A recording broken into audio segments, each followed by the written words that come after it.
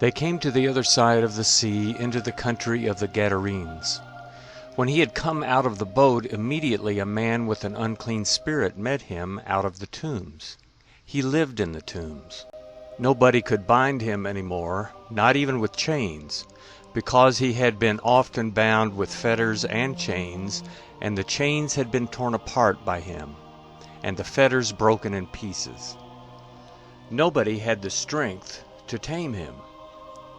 Always night and day in the tombs and in the mountains he was crying out and cutting himself with stones. When he saw Jesus from afar, he ran and bowed down to him, and crying out with a loud voice, he said, "What have I to do with you, Jesus, you Son of the Most High God? I adjure you by God, don't torment me." For he said to him, "Come out of the man, you unclean spirit." He asked him, "What is your name?" He said to him, "My name is Legion, for we are many." He begged him much that he would not send them away out of the country. Now on the mountainside there was a great herd of pigs feeding. All the demons begged him, saying, "Send us into the pigs, that we may enter into them." At once Jesus gave them permission. The unclean spirits came out and entered into the pigs. The herd of about 2,000 rushed down the steep bank into the sea, and they were drowned in the sea. Those who fed them fled and told it in the city and in the country. The people came to see what it was that had happened.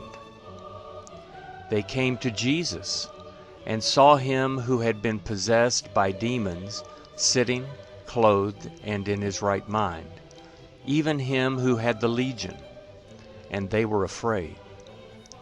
Those who saw it declared to them what happened to him who was possessed by demons, and about the pigs. They began to beg him to depart from their region. As he was entering into the boat, he who had been possessed by demons begged him that he might be with him.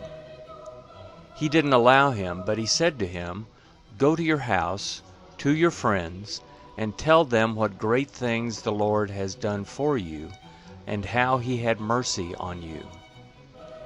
He went his way and began to proclaim in Decapolis how Jesus had done great things for him, and everyone marveled. When Jesus had crossed back over in the boat to the other side, a great multitude was gathered to him, and he was by the sea. Behold, one of the rulers of the synagogue, Jairus by name, came, and seeing him, he fell at his feet and begged him much, saying, "My little daughter is at the point of death. Please come and lay your hands on her, that she may be made healthy and live." He went with him, and a great multitude followed him, and they pressed upon him on all sides.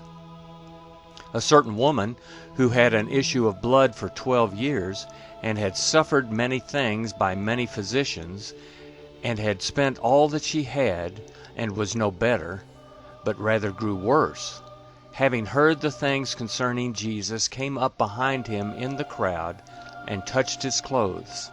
For she said, "If I just touch his clothes, I will be made well."